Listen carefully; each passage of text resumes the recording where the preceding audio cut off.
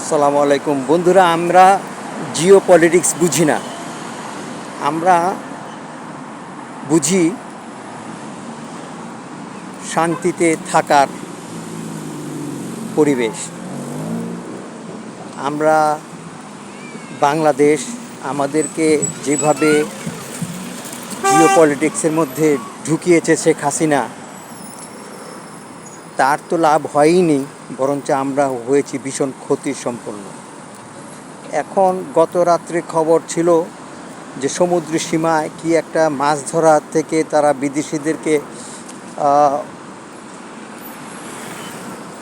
বিদেশিদের তারা মৎস্য সম্পদ রপ্তানি করবে।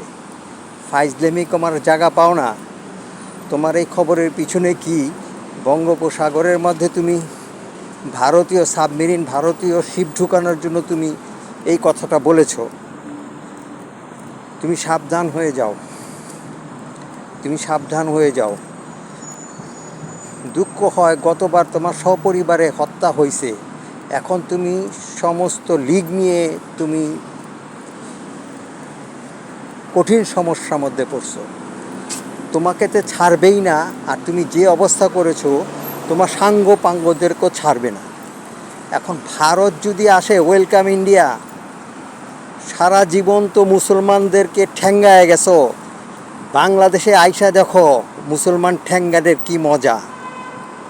তোমাদেরকে চ্যাং দোলা করে বুড়িগঙ্গায় ফালানো হবে। আর্মি জেনারেলরা যে সুযোগ পায়, রেড সিগন্যাল পায়, গ্রিন সিগন্যাল পায়, তোমরা সাপটা হত্যা করছো। র্যাবের সেই ম্যাজিস্ট্রেসি পাওয়ারের ক্ষমতা বলে তোমরা সেই হত্যাযজ্ঞ করছো। এখন আর সেই দিন নাই। এখন বাংলাদেশের নিম্ন শ্রেণীর লোক থেকে নিয়ে উচ্চ শ্রেণীর সমাজ হাতে মোবাইল ফোন।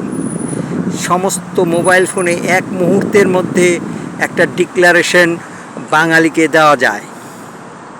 শেখ মুজিবের 7ই মার্চের ডিক্লারেশন, অনলি 7ই মার্চের ডিক্লারেশনে রেস কোর্সে যারা গিয়েছিল তারাই শুনেছে, কিন্তু সারা বাংলায় সেই স্বাধীনতা সংগ্রামের আগুন সমস্ত দেশ ছড়িয়েছে।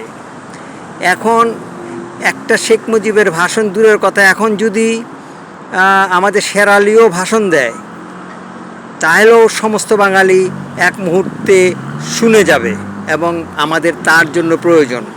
যে কথাটা বলছি, আমি বারবারই সন্দেহ করছি আজকের রাতটা বড়ই ভয়ঙ্কর রাত।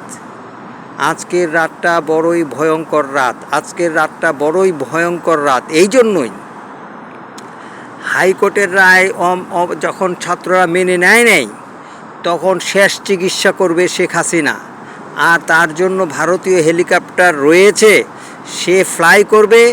আর ভারতীয় রয়রা এসে বলবে শেখ হাসিনাকে আমরা উদ্ধারের জন্য আসছি। এই পরিকল্পনা শেখ হাসিনার নিজেরই। সুতরাং একটা ফ্রি ফ্লাই জোন করতে হবে, এবং এয়ারক্রাফট একটা বিমান বিধ্বংসী ব্যবস্থাপনা যেন বঙ্গভবনের আশেপাশে করা হয়। বৈরী শক্তি যেন শেখ হাসিনাকে নিয়ে যেতে না পারে, কারণ এই বিষাক্ত মহিলা, তাকে দিয়ে ইন্ডিয়া অনেক কিছু করবে। ইন্ডিয়ার কাছে রক্ষা কবচ এখন শেখ হাসিনা। এখন শেখ হাসিনা তাদের হাতে চলে গেলে আমাদের সম্পূর্ণ আমরা মুক্ত হতে পারবো না। শেখ হাসিনা আমাদের হাতে থাকলে তাকে জেলখানে পুড়িয়ে এবং তার সাঙ্গপাঙ্গকে একটা একটা করে ধরে রাস্তায় ঝুলিয়ে রাখা যাবে। এখন সে যদি পালিয়ে যায়, অলরেডি 200 এমপি পালিয়ে চলে গেছে, এই এমপিদেরকে টেনে আনাটা খুব বেশি কষ্টকর হবে না, কারণ এমপিরা যেখানে পালিয়েছে সেখান থেকে এদেরকে আনা সম্ভব।